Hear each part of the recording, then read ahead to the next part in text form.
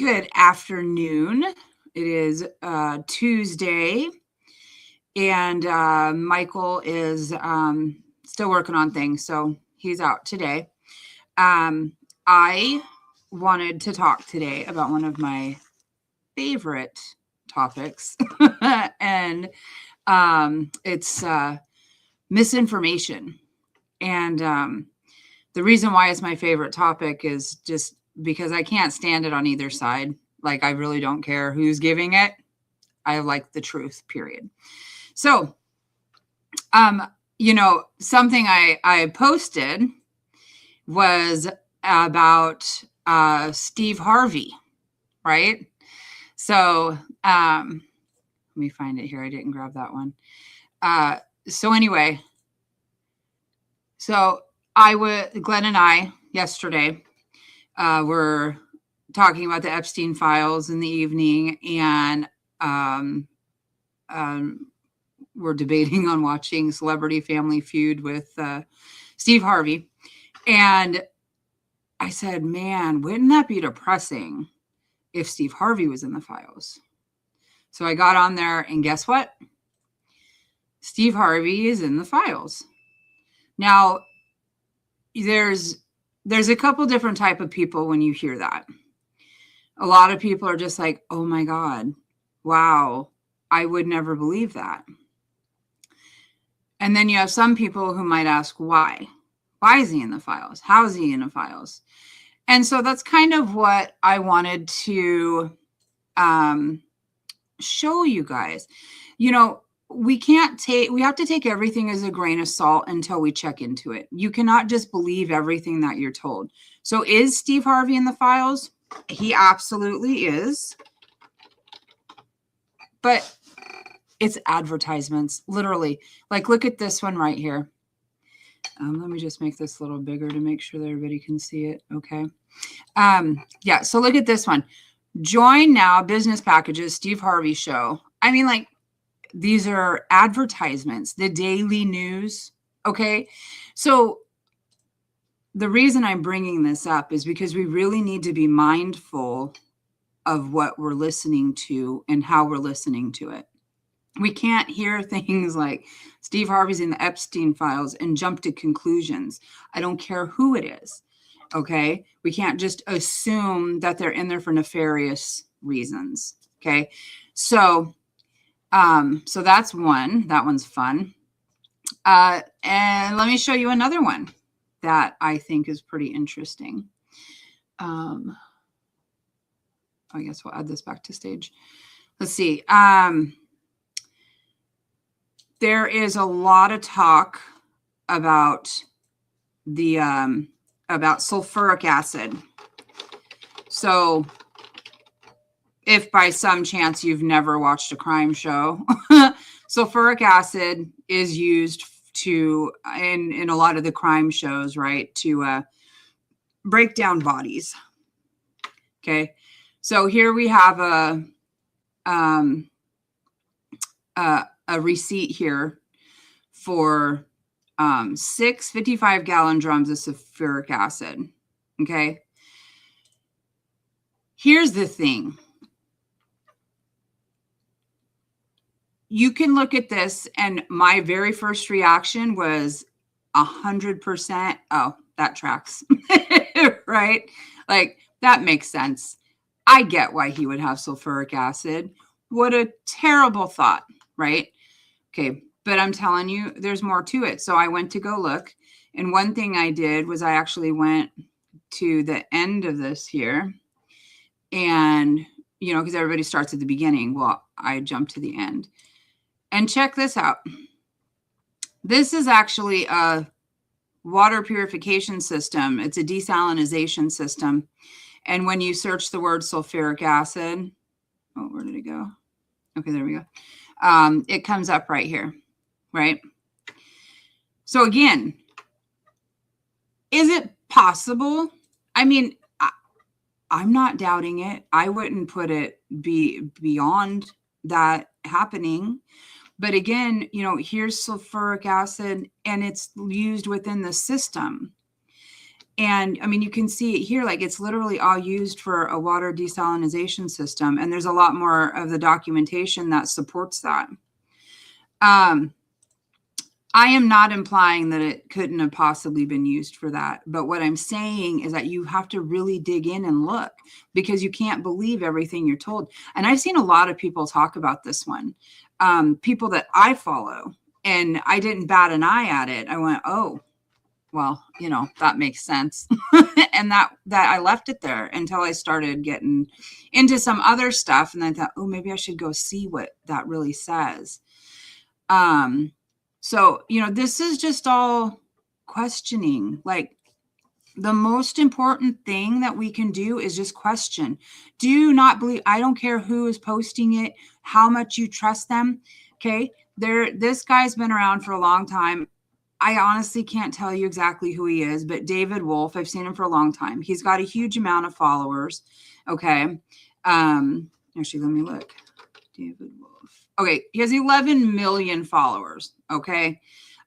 He's a health guy. I have him on my thing because I watch his stuff every now and then. But this statement is completely untrue. I have looked and looked and tried to figure out where she has said this, and it's not true. But it keeps getting spread around. And these are the kind of things that we've got to stop. People look at this and assume makes sense. Okay. It makes sense. Of course, the system will collapse. Everybody knows that. Everybody believes that. Did she say it? No, it is really for clarity.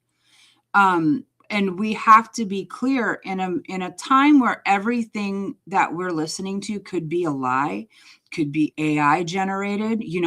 That image of Bad Bunny where he's burning a flag in a dress, American flag in a dress, is AI. Sorry if you thought that was real. It's not. But these are the things that we believe because it aligns with what we think. Sulfuric acid aligns with everything I believe. So why would I go check it out? But we have to be very conscious of those things. They're really important, and especially in today's world, to critically think about what's happening. Here's another one. This one's kind of funny.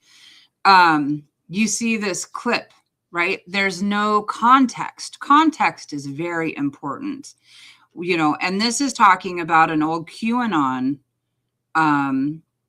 theory that had Biden in a mask. Okay. I can't even begin to tell you how ridiculous I feel like this one is. Look, could it be real? Yes. There is zero evidence to support it.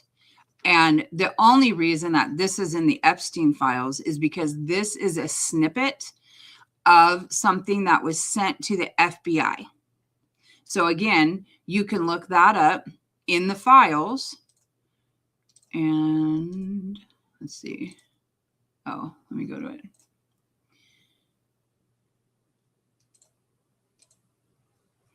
Okay. And so here it is in the files. Here's this exact portion that it's talking about. Oh, sorry. Okay. That's the exact thing. But this entire thing is an email with a whole bunch of crazy stuff in it. But here's the thing though, not all of it is crazy, right? Not all of it is crazy. Some of it makes sense. You have to really, really pick and choose what you're going to believe with evidence. Wish I knew. Okay. But and here's where it becomes really difficult sometimes, okay, is where are you choosing to get your information? I choose to watch people speaking. I choose to watch what they've actually said so that I'm not listening to somebody tell me what somebody said. I don't want to hear what you think they said, and I don't want commentary about what they said. I want to hear from them. I don't want to hear a short clip. I want to hear the whole thing. That's how I determine what's true and what's not, right?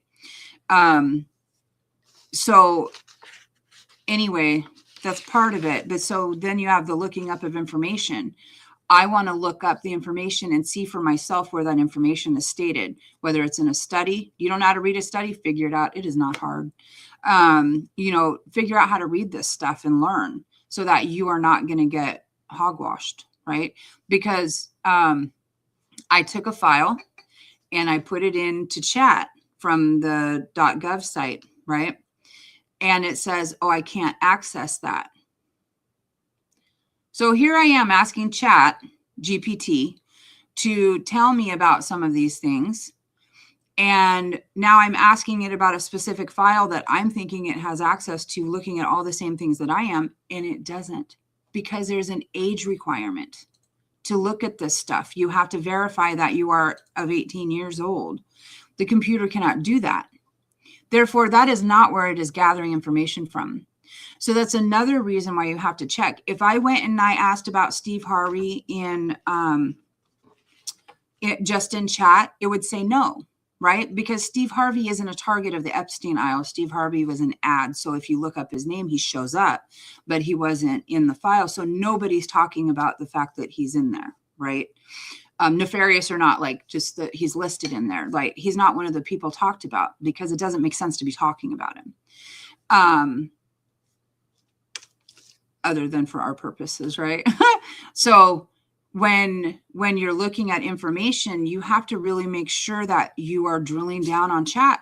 I go all the time and I will ask it a question and then I'll see it say something. I'll be like, oh, I don't know what that is. Explain this to me. Or I don't agree with your take on that, because you lean very far this direction, right? Because you have to remember that all this stuff is programmed, right? It is to make you feel good about things. It's going to, people are getting into relationships, emotional relationships with Chat GPT and other things like that because they're very validating. So when I'm asking questions, I'm pushing back on chat to make sure that it's going to give me the information and that it's actual information and that it's not just feel good information. So when I discovered then that it can't actually access the files, then I realized that a lot of the information might not be as accurate. And so I need to go back and double check within the files themselves, or you can take a file, save it and give it to chat and ask it, which is actually what I was trying to do. I was actually trying to take a file and ask it what some of the abbreviations in there were.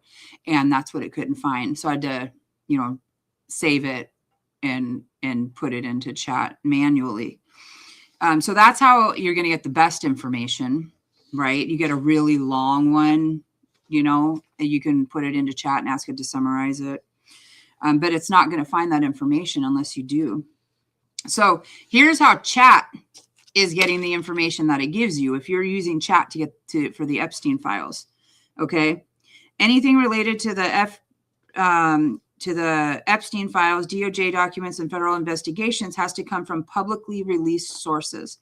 So court filings, verified journalism, official statements, transcripts. That means I still need to double check everything myself, right? So, and then if I'm not finding the same information, then I can go back to chat and drill down on that more. So, it's so important to stay open-minded and do not assume that the information that you're getting is true and honest until you have personally checked it out. If you're not going to take the time to check it out, then I'd keep scrolling. Like, don't be sharing misinformation. That is just wrong in every way. The fact that this Pam Bondi thing keeps getting shared annoys the hell out of me. I don't understand. Why are we still sharing this? It is blatantly untrue, but nobody seems to care because nobody's looking. We just assume it's true because it makes sense. And that's not the way that the world works. Or maybe that's just not the way the world should work, I guess. So this is the danger that we're in right now. And when we repeat things that aren't true, we make it easier for, real people to hide, right? I mean, if we have these exaggerated ideas of what reality is, there's enough bad things in here that we don't need to look at. We don't need to make things up. Okay. They are the most demonic, disgusting pedophiles. And, there's still stuff, there's evidence showing that they had a lot to do with the 2008 crash and financials all over the globe and all kinds of stuff. Like, there's enough bad stuff in here that we do not need to go about making things up. And we really need to stop fighting over all of it, because it's not doing us any good and we're not getting anywhere. If we could please just take it down. My dogs are going nuts. Please just take it down a notch. Have some compassion for our fellow man. Don't assume because somebody doesn't think like you that they're an idiot. Because here's the thing, we are all seeing different stuff. None of us are seeing the same thing. I promise you. If you have a liberal friend, ask them if they've ever seen something that you've seen. And I guarantee you they probably haven't. My kid and I, we don't see the same things. My conservative friends don't see the same things as me. And I lean far more conservative than I do liberal at this point. We don't see the same thing, period. It's not a debate anymore. Googling, everything is on an algorithm. Everything is going to give you what they think that you want to know, or what's trendy. It was so easy to find information 15, 20 years ago when you could search, or you could get a book, or you could, there was other ways of finding things. You had, I don't know. I guess I just am going to ramble if I don't quit. Anyway, critical thinking is not defending the powerful. Okay. It is protecting the truth. And regardless of what side of any of this you are on, the truth is the most important thing. Our history is all full of lies. I was having a conversation today about Lincoln, because I saw a post about the Republican Party and how it started. And, everybody thinks Lincoln freed the slaves. Go and do some research, folks, because it is not that simple. We are told that Lincoln freed the slaves when that was absolutely not his intention at all. It was all economic. And, so anyway, I would just implore you to, do your own research and don't believe anything, because so much of it is lies that we're told. So, okay, that's enough rambling for me. If we actually want accountability, then we have to, stop letting memes replace evidence. So with that last thought, I am going to take off and hope that you guys have a great evening. I'm not entirely sure that I'll be here tomorrow because I have some other things going on. But shoot me your ideas. I'd love to hear what you think. I'd love to hear, what's the most shocking thing that you've seen in the Epstein files. Are you going to the site? I did put the site in the comment section.